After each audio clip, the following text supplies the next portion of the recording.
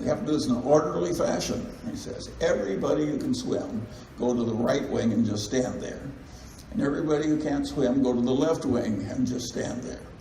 And he says, those of you on the right wing, you'll find a little island in the direction of the sun. It's 2 miles off, and as the plane goes under, just swim over to the island, you'll be fine. And for those of you on the left wing, he says, thank you for flying Air Italia.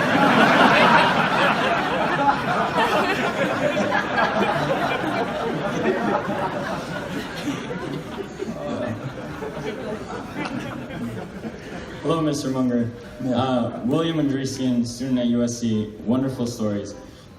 With regard to the proliferation of index funds, do you think that there may be issues of liquidity anytime we go through another large crisis? And then do you think that that will create large discrepancies between the price of the index fund and the values of the securities underneath?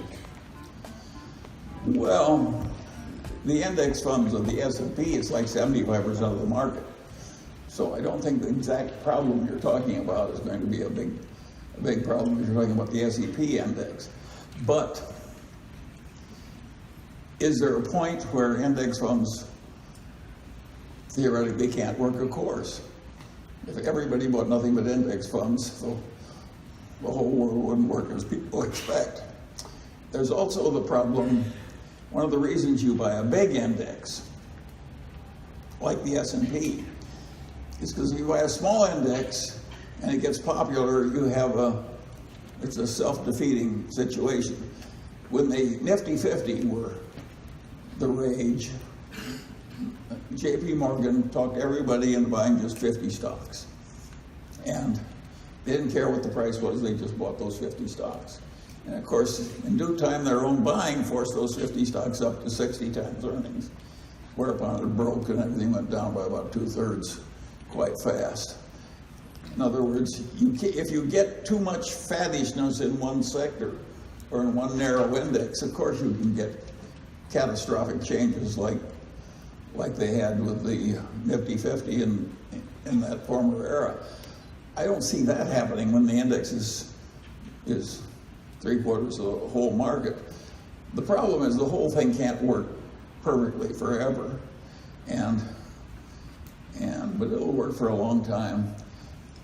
The indexes have caused just absolute agony among intelligent investment professionals because basically 95% of the people have almost no chance of beating it over time, and yet a lot of the people expect that if they have some money, they can hire somebody who will let them beat the indexes.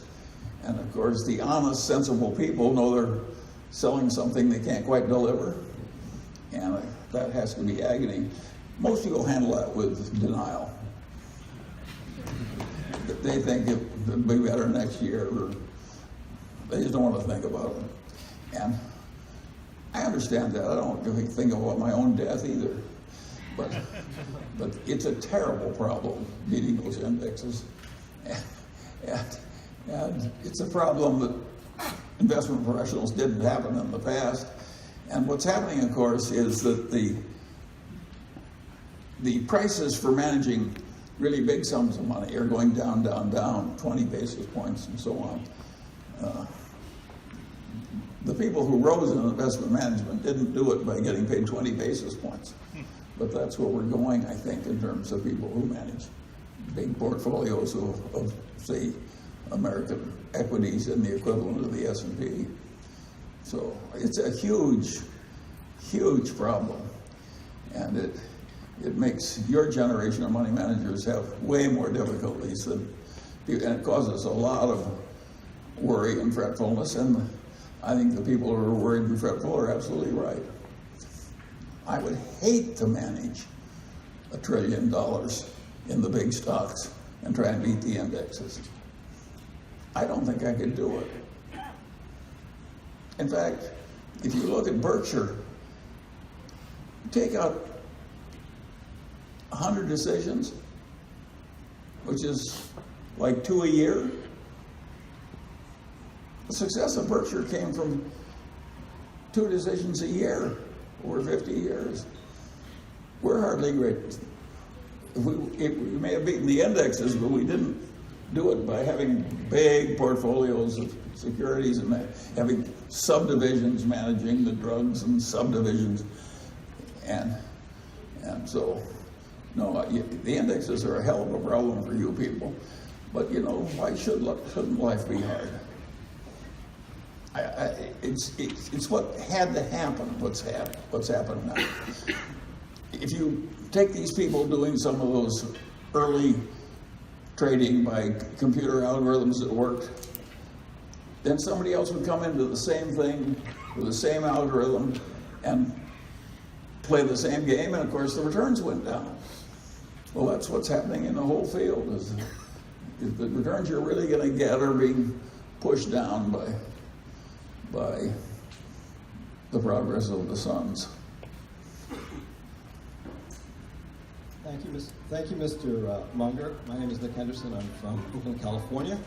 I have 2 questions for you. My first question is, what books or experience were the most formative to you in your early career?